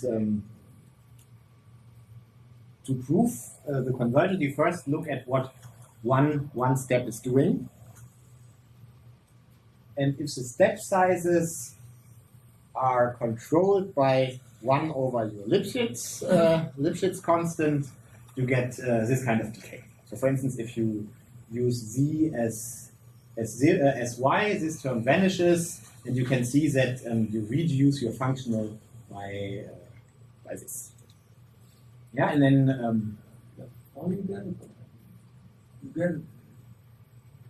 get a constraint on top. it depends on 1 over L. Yes. The constant, And then it means that the operator is correct. right? But really, okay. Let's. I should later have something where this L is arbitrary. Yeah, keep that in mind, okay? That we have to think about this restriction, what this means, okay? So you need a minimal step size that needs to be bounded from 0, and a maximal step size which is controlled by the Lipschitz constant. And you need to assume that there is a minimizer, so this holds independently of this, but for convergence you need a minimizer. Yeah, and then under this assumptions the algorithm converges, and more precisely you have this decay. What is this tau minimum? You have to set your you select any value bigger than 0, but you have to fix it. So you essentially can decide. Given L. Given L, yeah. L is already, yeah. All this depends on L. So you So want to when be you as lift close as you. When you lift this constant is terrible, you are only allowed to make Yes. small space. Right, but why not taking for tau mean just wasn't there? You could. You could. Well, yeah, probably you should. No, but it's just that it holds for this whole range. It's a legality that you don't have to do that, Right. Yeah. They may not be. This may not be a sequence that converges to zero. So if your tau case would be a sequence converted to zero, you will not get. right? It will stop. Yes. Yeah, probably. Yeah. You will be stop. Yeah. And now think about that. This proximal gradient method is actually a generalization of other methods. So, for instance, if your continuous part is zero and the non-continuous part is some j, you get back this proximal point algorithm. But the gradient of zero is Lipschitz continuous with constant zero. So this is arbitrarily good. So I can just take anything as close to zero as I want, and this allows me here, and this is what I was. Then you get contractility for granted. Right. There's really no requirement if we have just a proximal point algorithm. Right. So as soon as you introduce this gradient part, you are bound. But it maybe if I think of it, given this central role of this operator, as soon as you formulate that fixed form configuration, you basically should say whatever comes now are situations where this operator is actually a contraction. Because otherwise, But no conversion. So this is all about it. It's not phrased that way. Probably you can reinterpret it. could be You can organize the conditions more from that point of view. from the contraction point of view. Yeah. Probably something worth to think about, I guess. Okay. So with this setting, we get the proximal point algorithm. The other extreme case that you have no non-smooth part, this is just the fully explicit gradient descent for convex function, and you get convergence as soon as your taus are small enough, regardless of what your Lipschitz constant. So also a very classical result. And you also get convergence of the projected gradient descent, because if you take your unsmooth convex part as this not indicator function, which is infinity outside C and zero inside, the proximal step will just be the projection. This is your normal gradient descent step. And again, if your step sizes are small enough compared to your Lipschitz constant, you have now convergence from this proximal gradient algorithm.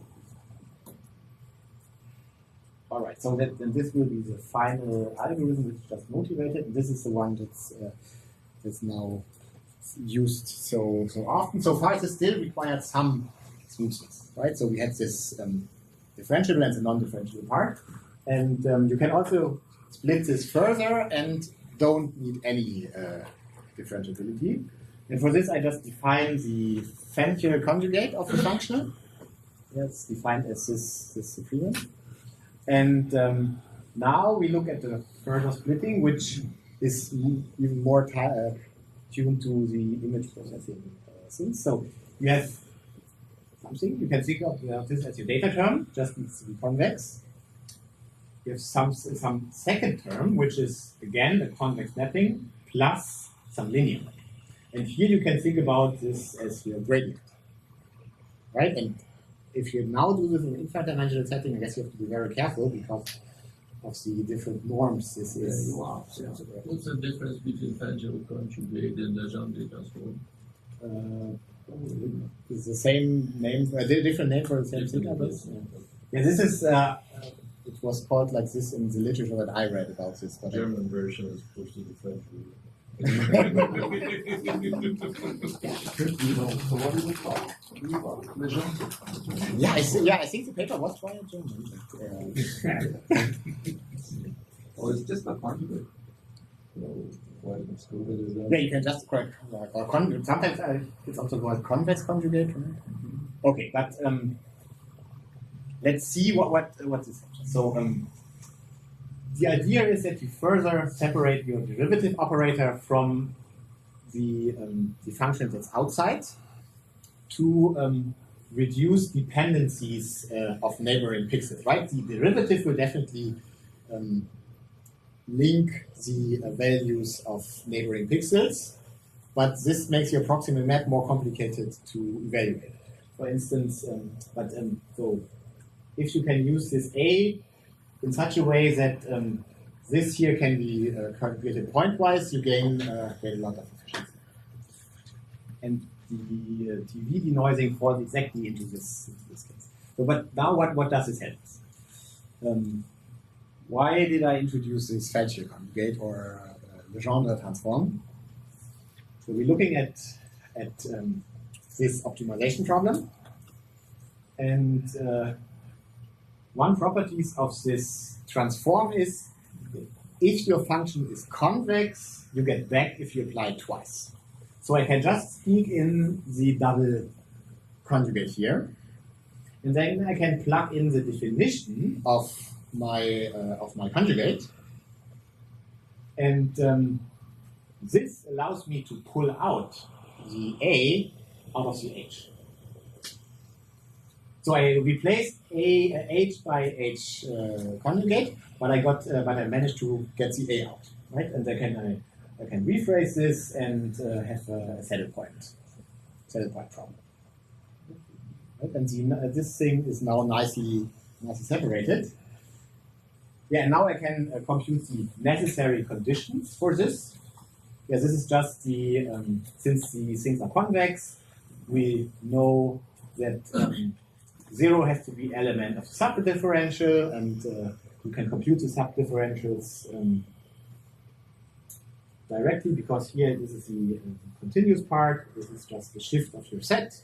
Here you get the subdifferential of your H star, and same here. So we have these inclusions are the necessary conditions to solve this optimization problem. Right? So you need to find Y and Z such that these inclusions hold. And now, if you think back, that I prepared the proximal map to transform these inclusions into conditions on the proximal map. You just have to plug this into the description that I gave, and then you get that the necessary conditions are equivalent to this requirement of the proximal maps. And essentially, this is like a step in H star, a step in H conjugate, and a step in G, with some step sizes that I can choose. And this now motivates the following algorithm. You just iterate these things. These are the first two lines. Like you hope for convergence, that this converges to a fixed point, and to speed things up, you add an extrapolation step. And this is an algorithm that was proposed by Chambord and Pock in 2010. So this is the underlying idea. It's extremely popular, so it's already more than 2,000 citations. So everybody is using it. What we got by this extra splitting is that we do not have to compute the proximal map of this concatenation here. We just have to compute the proximal map of the conjugate. Yeah, and you usually set it up in a way that you can compute this pointwise. And this is nicely suited if you have total variations regularly, at least in the discrete case. And the conditions for convergence are, okay, theta can be 1, but the product of these step sizes times the product of the operator norm of your of this extra A that you have in there has to be smaller than 1. So that means you need to compute the operator norm But for instance, for this discrete, What's the intuition behind choosing A? this is a derivative. For Okay, instance, what's the oh yeah, it's a derivative. In the regular The regularizer. Yeah. So let's here this example, our F model, and a naive discretization with finite differences. And of course we can compute the proximate. Here you can compute the proximate maps even in the functions. No, here's the. Okay, so this I've shown you before. Then you introduce forward, just may look like a long formula, but it's very simple, just forward differences in both directions. This gives you your matrix A, so that you discretize just the gradient. And this is exactly in the framework that we just had. We have this data term, we have the regularizer, where we have split off the derivative. And so you can compute that the conjugate is just this not indicator function of P. So where you simply need to project to the set where this vector valued function is pointwise smaller or equal to 1. Yeah, that means just at every point we have to normalize in case it's too big. So very simple to compute. So and if you plug in everything, the whole algorithm to solve this total variation are like this 3 lines.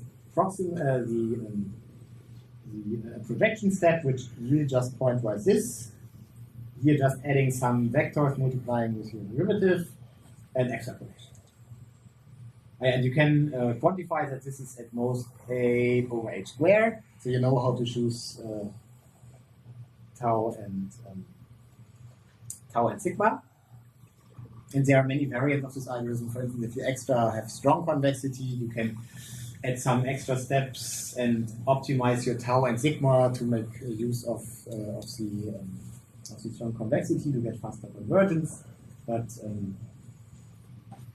let me just end with showing you how simple the actual algorithm in MATLAB is.